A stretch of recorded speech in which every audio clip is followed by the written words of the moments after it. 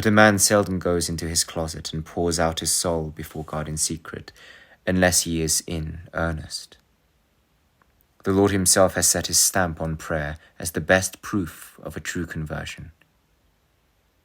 When he sent Ananias to Saul in Damascus, he gave him no other evidence of his change of heart than this: "Behold, he prayeth." I know that much may go on in a man's mind before he is brought to pray. He may have many convictions, desires, wishes, feelings, intentions, resolutions, hopes, and fears. But all these things are very uncertain evidences. They are to be found in ungodly people and often come to nothing. In many a case they are not more lasting than the morning cloud and the dew that passeth away. A real, hearty prayer coming from a broken and contrite spirit is worth all these things put together. I know that the Holy Spirit, who calls sinners from their evil ways, does in many instances lead them by very slow degrees to acquaintance with Christ. But the eye of man can only judge by what it sees. I cannot call anyone justified until he believes. I dare not say that anyone believes until he prays. I cannot understand a dumb faith. The first act of faith will be to speak to God. Faith is to the soul what life is to the body. Prayer is to faith what breath is to life. How a man can live and not breathe is past my comprehension, and how a man can believe and not pray is past my comprehension too. Never be surprised if you hear ministers of the gospel dwelling much on the importance of prayer.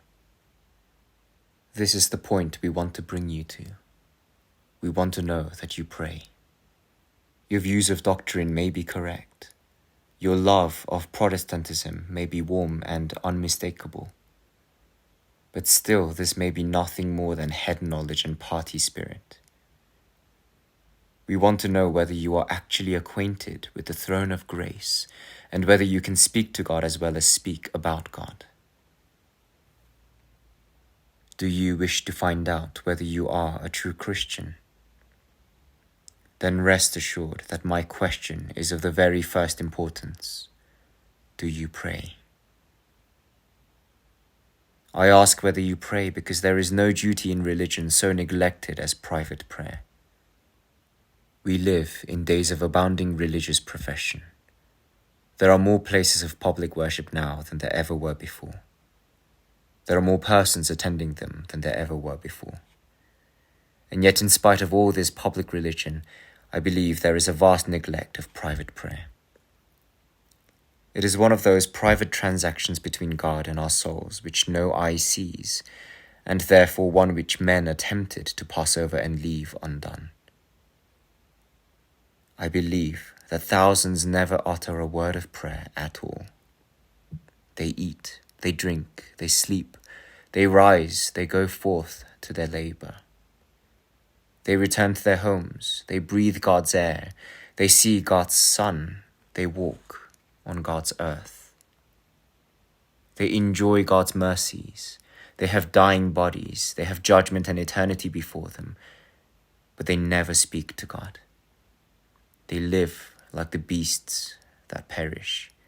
They behave like creatures without souls. They have not one word to say to him in whose hand are their life and breath, and all things, and from whose mouth they must one day receive their everlasting sentence. How dreadful this seems. But if the secrets of men were only known, how common. I believe there are tens of thousands whose prayers are nothing but a mere form, a set of words repeated by rote, without a thought about their meaning. Some say over a few hasty sentences picked up in the nursery when they were children. Some content themselves with repeating the creed, forgetting that there is not a request in it.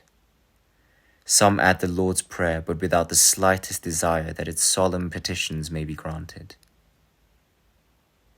Many, even of those who use good forms, mutter their prayers after they have gotten into bed, or while they wash or dress in the morning. Men may think what they please, but they may depend upon it that in the sight of God, this is not praying. Words said without heart are as utterly useless to our souls as the drum beating of the poor heathen before their idols. Where there is no heart, there may be lip work and tongue work, but there is nothing that God listens to. There is no prayer. Saul, I have no doubt, said many a long prayer before the Lord met him on the way to Damascus. But it was not till his heart was broken that the Lord said, He prayeth. Does this surprise you? Listen to me, and I will show you that I am not speaking as I do without reason. Do you think that my assertions are extravagant and unwarrantable?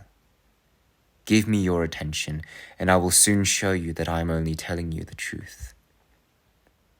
Have you forgotten that it is not natural to anyone to pray? The carnal mind is enmity against God. The desire of man's heart is to get far away from God and have nothing to do with him. His feeling towards him is not love, but fear. Why then should a man pray when he has no real sense of sin, no real feeling of spiritual wants, no thorough belief in unseen things, no desire after holiness and heaven? Of all these things, the vast majority of men know and feel nothing. The multitude walk in the broad way. I cannot forget this. Therefore I say boldly, I believe that few pray. Have you forgotten that it is not fashionable to pray? It is one of the things that many would be rather ashamed to own. There are hundreds who would sooner storm a breach or lead a forlorn hope than confess publicly that they make a habit of prayer. There are thousands who, if obliged to sleep in the same room with a stranger, would lie down in bed without a prayer. To dress well, to go to theatres, to be thought clever and agreeable, all this is fashionable, but not to pray. I cannot forget this. I cannot think a habit is common which so many seem ashamed to own. I believe that few pray. Have you forgotten the lives that many live? Can we really believe that people are praying against sin night and day when we see them plunging into it? Can we suppose they pray against the world when they are entirely absorbed and taken up with its pursuits?